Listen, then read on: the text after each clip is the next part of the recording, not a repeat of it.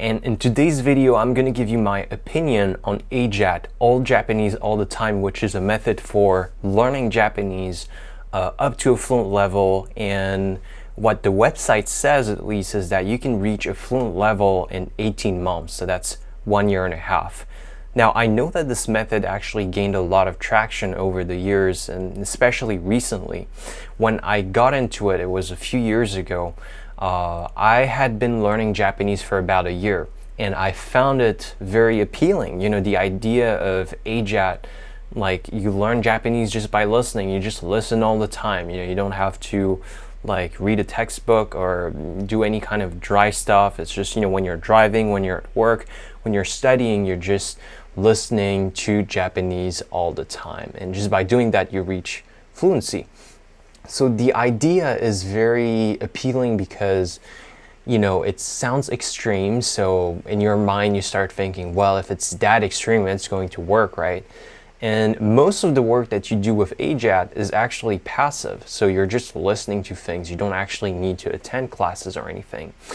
And the other reason why it's appealing is because, well, you don't need to go to Japan. Like you're just like immersed in Japanese all the time without having to go to Japan. You know, wherever you are, you can actually use it.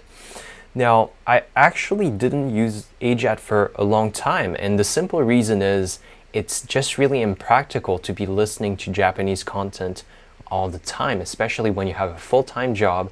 Like, I'm a software developer, and I can't be like listening to Japanese anime all the time when I'm programming. It's a problem to focus. I mean, it sounds like an obvious idea, but the truth is, if you do anything with your life, anything else than learning Japanese, is just not realistic.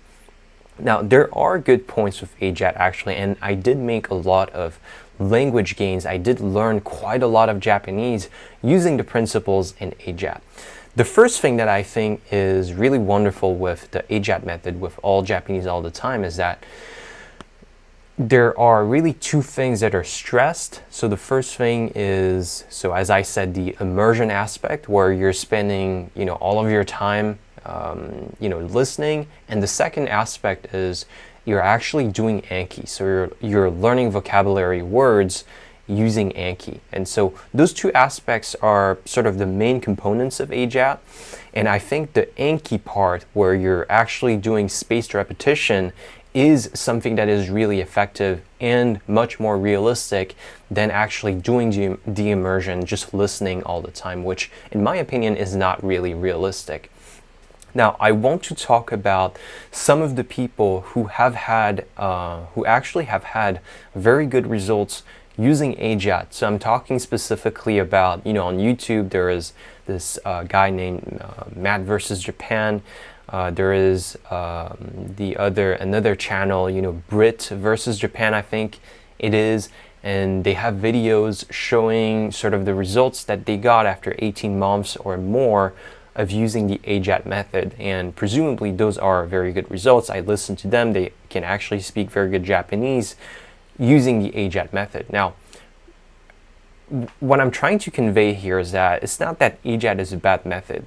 You know, obviously, if you spend all of your time listening to Japanese and you're doing Anki every day and that's all you're doing, if that's the main focus of your life, you are going to get great results. But the question is, you know, for people like me, for people like you, like we're busy, we have full-time jobs, we don't wanna and we cannot dedicate every single minute of our waking lives to listening to Japanese, then this is just not really a good method. Truth of the matter is, it's not a good method. You know, if you have anything, if you have kids, if you have a job, if you're studying in university, that's not a good idea. Now, Matt versus Japan and Brit versus Japan, when they started doing this method, they were both in college, as far as I know. I think that even Matt versus Japan was in high school. And Brit versus Japan, I think, if I recall, he didn't actually do very well in university, maybe not because of AJAT, but, you know, I'm just trying to convey here, not hating or anything, but the guy was focused a lot on Japanese and not so much on his university studies. So if you have any kind of other ambitions, that's going to be a problem. If this is really your main thing, then no problem. But overall, the all Japanese all the time method is a low return on investment sort of method. So, for every hour that you're spending listening to actual content in Japanese, you're not actually getting a lot out of it, especially at the beginning stages when you don't actually understand what is going on. What you need to understand is that when you're listening to content in Japanese, there's all these sort of theories about, well, it's not really theories, it's actual, academic stuff put forward by Stephen Krashen, is that, well, you need to be consuming a lot of content, a lot of comprehensible input. And that's right, but at the beginning, when you're a beginner and you're just listening to anime or TV shows in Japanese all the time, you don't even understand like 10, 20%. You're not making any gains. If you compare, someone who's just doing all Japanese all the time, let's say for just 1 hour, just for the sake of, this example, you're just listening for 1 hour, immersing. And you compare that to someone who is doing more structured learning. You're doing Anki with structured flashcards. You're doing, pre-made decks, or you're doing maybe sub to SRS, or you're doing, flashcards with sentences from anime. The person doing 10 minutes of Anki is going to do probably more gains than the person listening to 1 hour of something that they don't understand even 20% of. So that's what I mean by low return on investment. Now, this is not to say that AJAT is totally not valuable. Some people are going to find it valuable. Whatever keeps you going with the language, then I think this is great. But just keep in mind that it's a very low return on investment. Now, with that being said, you can always do the Anki part, which is something that is much more. There's much higher return on investment. So then what is the alternative to doing AJAT? Probably came to this video thinking, well, is AJAT effective? And I hope I didn't, break your dreams too much, but what is the alternative to doing AJAT? Well, I'm going to address this question from the perspective of someone who actually, I actually have to do my job. I actually have to do things. So I can't dedicate 10 hours a day to learning Japanese. If that is your case and you only have, say, 30 minutes to an hour a day, or not even every day, you have only 3 to 4 days a week where you can dedicate 30 minutes to an hour to learning Japanese. You need to understand that your gains are going to be slower, and there's no way around that.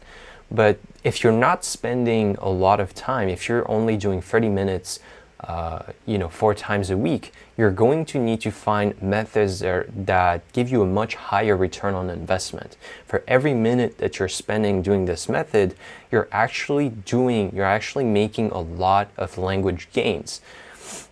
So what is this method actually? There are many methods, but according to the scientific research, there is one specific method, or let's say one set of methods, that have been proven over and over again to work really, really, really, really well and to have a high return on investment on your time. So what is this method? What you need to understand first is that the problem with learning Japanese, learning any language, it's not that you can't learn new things. In Japanese, there's so much stuff to learn that really the problem becomes, how do you retain it?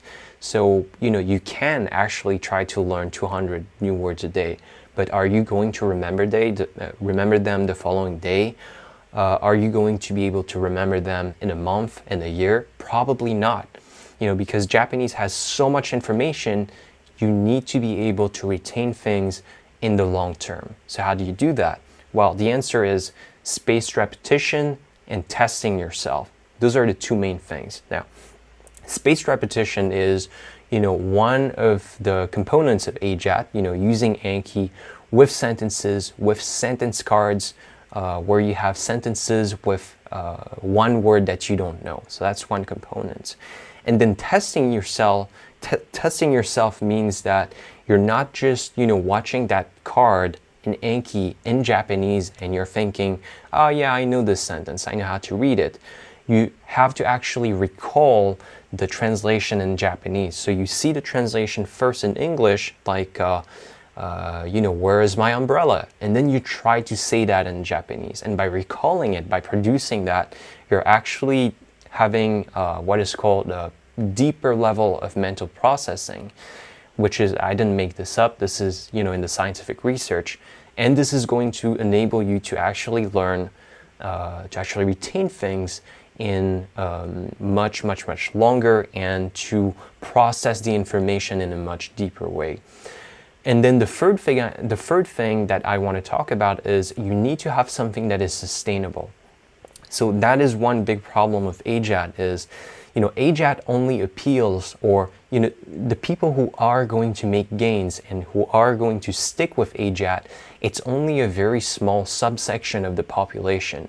And the reason is AJAT is such a big commitment. You have to do Anki every day, and you have to do this immersion all the time. It's all Japanese all the time. Most people are not able to do that. But, when you go on YouTube and you see people who, well, they have excellent results with AJAT, those are, such a small subgroup in the general population of Japanese learners. It's not at all representative of how to best learn Japanese. Those people are obsessed with learning Japanese, and so they manage to stick with the AJAT method in spite of its flaws. So my third point is that you need to find something that is sustainable for you, something that you can actually stick with. And if it is AJAT, then it's AJAT. It's going to work. But if you're someone who's busy, you need to find, do the flashcards, but at the same time, find a way to do it, and a pace as well that is sustainable for you, where you're not going to be completely disgusted after 1 or 2 weeks. It's really a long-term endeavor.